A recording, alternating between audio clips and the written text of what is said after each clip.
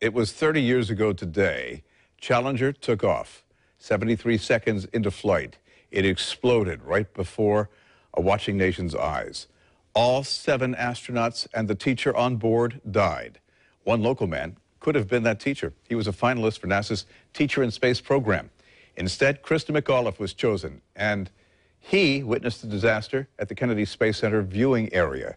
Joining us now, Dr. Mike Reynolds from FSCJ. Mike, good morning, Bruce. Good to be here, friend. Take me back to that day 30 years ago.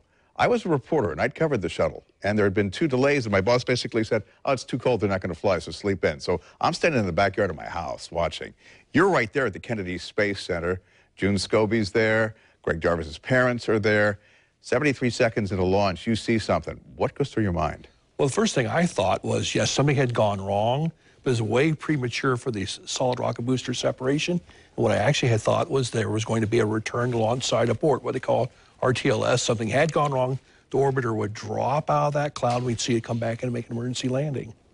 And that didn't happen. It did not happen because the forces on the orbiter after the explosion were such that it pulled 20 Gs and just broke the orbiter apart. Now, I know that they ushered the families who had been on that viewing stand back into NASA headquarters because something was terribly wrong. How about you as a person who'd been a finalist for the Teacher in Space program? They also took the teachers away in a bus, and we're very quick to, not as quick as with the families, but very quick to get us out of the area also. Tell me about the talk on the bus ride. Well, the bus ride was mostly quiet. Teachers were, some were crying. I remember even a couple said, well, you know, I'd still like to fly the shuttle, but maybe that was just trying to be supportive of the moment. I can clearly remember my just thought about grief and the loss of people that I knew, and Krista McAuliffe, a good friend. It was just a very tough moment. And 30 years later, you still harbor that grief? Yeah, it's still tough. Every year, you know, this day is a very difficult one, but the Challenger crew would want us to continue to go on and really continue their mission, which is teaching, educating, bringing the importance of space exploration and astronomy to people.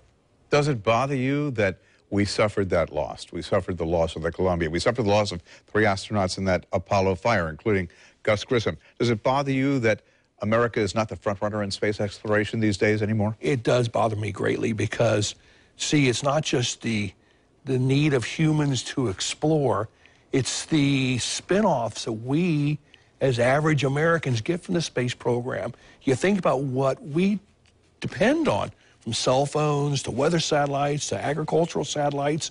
You go right down the list.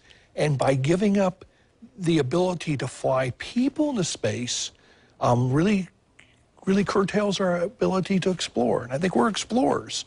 That's the American way. We always explore, and we need to get back to that route. And go back again to, you know, that day, that fateful day 30 years ago. Reaction from family and friends when they said, you could have been on there.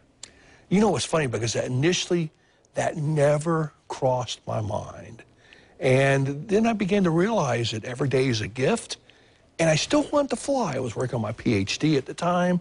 I thought, well, I can finish up my doctorate and didn't get a mission specialist position.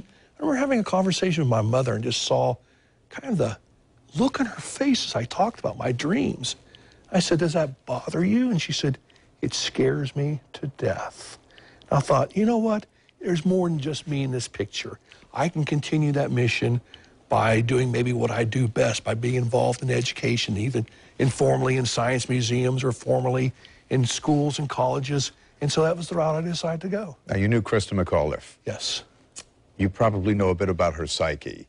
If by some miracle she could communicate with us today, 30 years later, what do you think she'd say? She'd say, keep the mission going. Do not stop. Do not stop educating our youth and inspiring. Do not stop space exploration because of tragedies or the lack of desire. There are things that we need to continue to do. Even though she was a history teacher, I could see her being very caught up with the day's STEM movement, science, technology, engineering, and mathematics. Yeah. She would really be a major role player in that. So keep the mission. And the biggest change in your life as a result of what happened? Make you more introspective? I think definitely, because, you know, often come across events in your life like Challenger, and you realize that every day truly is a gift. Keep your family close and carry on your mission. Thank you very much for being here. Thank you, Appreciate Bruce. it.